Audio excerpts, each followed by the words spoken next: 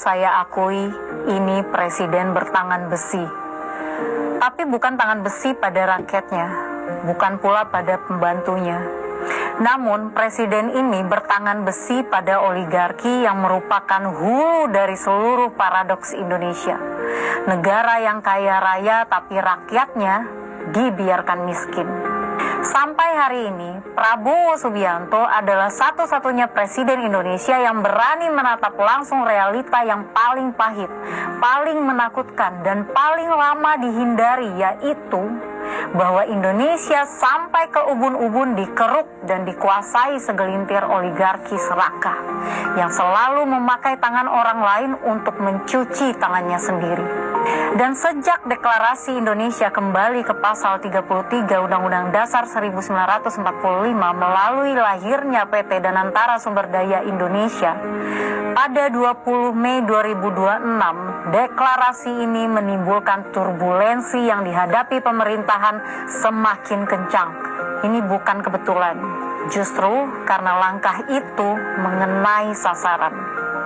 Saya mengidentifikasi 3 kelompok yang menentang niat Prabowo Subianto untuk mengembalikan kekayaan negeri ini ke tangan rakyat. Siapa saja mereka? Tier pertama, oligarki lokal dan globalis. 2 entitas ini minoritas tapi menguasai mayoritas. Kaum 1% yang selama puluhan tahun menikmati keruhnya pengelolaan negara dan menundukkan infrastruktur negara pada kekuatan kapital. Oligarki lokal menikmati sistem yang bobrok. Mereka hidup dari penyelenggaraan negara yang korup seperti oknum aparat keamanan, bea cukai, imigrasi, dan lainnya. Mereka beli kekayaan negara dengan harga murah di dalam negeri, lalu jual mahal di luar negeri. Katakanlah dari 300% keuntungan, sekitar 10% mereka siapkan untuk pengamanan, 20% untuk negara, dan sisanya ditaruh dan diputar lagi di luar negeri. Atau oligarki lokal ini menyelundupkan sumber daya alam Indonesia dan hanya melaporkan sebagian kepada negara. Nah, kalau si globalis berbeda tipis. Mereka menikmati kekayaan negeri ini melalui mekanisme pasar terbuka, di mana Indonesia tunduk pada aturan main mereka. Kita yang memproduksi komoditas mahal itu, tapi kita juga yang dipaksa menjualnya murah ke pasar global. Semakin Indonesia telanjang, semakin mudah mereka mengeksploitasinya. Tier kedua, middleman. Infrastruktur negara yang sudah disusupi dan digemukkan oleh keserakahan ini. Persentase mereka cukup kecil, tapi cukup juga untuk memperkaya diri, menyekolahkan anak-anak mereka ke luar negeri, dan menyimpan aset di luar negeri atas nama orang lain atau mungkin atas nama selingkuhannya. Kalau tier pertama adalah penjahat yang sesungguhnya, maka tier kedua adalah pengkhianat bangsa. Karena mereka punya kekuasaan di dalam sistem pemerintahan dan mereka pakai kekuasaan itu untuk kepentingan mereka sendiri. Walaupun mereka tahu betul bahwa yang mereka lakukan adalah kejahatan terhadap bangsanya sendiri. Tier ketiga, pion. Dan inilah yang paling miris bin menyedihkan. Sebagian mahasiswa, sebagian NGO, sebagian kelompok masyarakat yang ikut menikmati remah-remah dari keserakahan ini, tanpa sadar bahwa mereka sedang dijadikan martir oleh tier pertama dan tier kedua. Mereka berteriak di jalan, merasa ditindas, merasa dibungkam. Padahal mereka sebagai mayoritas dalam segitiga setan ini hanyalah pion yang dikorbankan. Kalau tier kedua dibeli dengan kapital, mungkin dengan dolar Singapura, namun tier ketiga jauh lebih murah. Mereka cukup dibeli dengan idealisme utopis, tak perlu rumah mewah, tak perlu mobil Eropa, hiburan kelas atas.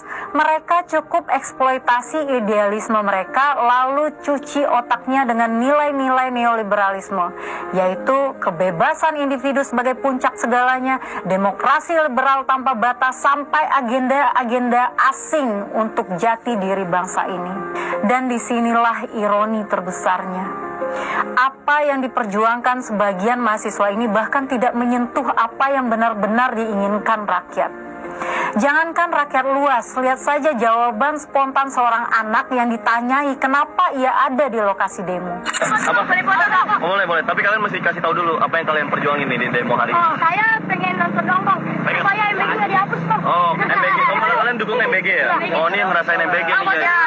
Ia hanya ingin satu hal, agar makan bergizi gratis tidak dihentikan. Sementara di sebelahnya, mahasiswa paling intelektual dengan iPhone di tangan kanan dan kopi Mont Blanc di tangan kiri, serta menggunakan alma mater kebanggaan di badannya, menafikan bahwa anak-anak itu butuh makan dari negara untuk mengisi perut kosong mereka saat belajar. Siapa sebenarnya yang mewakili rakyat di sini? Lalu pertanyaan ini perlu kita ajukan dengan jujur. Bagaimana idealisme dan intelektualitas seorang mahasiswa bisa berakhir menjadi profesi mengais rupiah dan ketenaran semata dari memaki presiden, memaki para pembantunya, bahkan memaki rakyat Indonesia sendiri? Saya tidak akan sebut nama, karena yang penting bukan orangnya, yang penting itu polanya.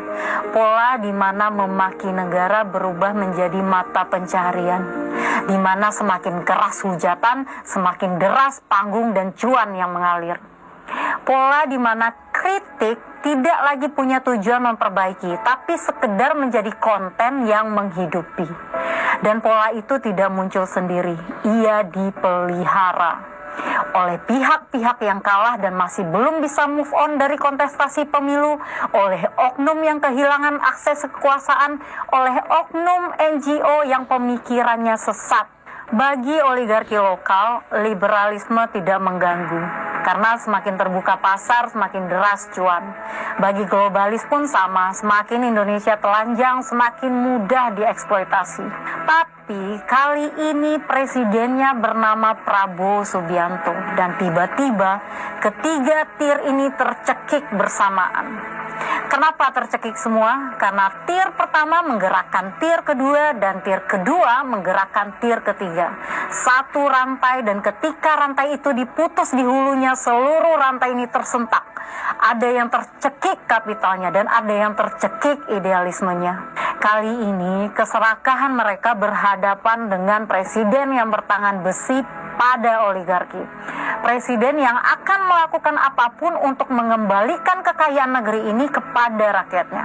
Presiden yang tidak gentar pada tekanan oligarki, oposisi, oknum deep state, bahkan tidak gentar disebut musuh oleh mereka yang merasa terancam, selama itu untuk mensejahterakan rakyat, untuk mengisi perut anak-anak Indonesia, dan untuk membongkar sistem yang terlalu lama berselimut kabut keserakahan. Kadang saya berhenti dan mencoba merasakan betapa berat perjuangan ini. Saya menonton pidato Prabowo Subianto tahun 2004.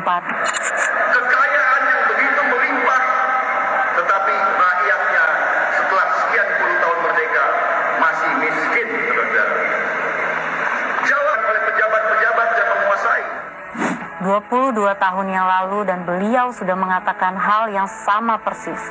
Paradoks Indonesia, kekayaan yang hanya dinikmati segelintir orang. 22 tahun dan akhirnya ketika beliau diberikan kesempatan memegang kemudi kapal besar bernama Indonesia ini, apa yang sudah ia identifikasi pada tahun 2004 justru sudah menggerogoti lebih dalam ke sistem dan budaya bangsa kita. Tapi saya percaya, bagi seorang warrior of the light seperti Prabowo Subianto, tidak ada kata mundur.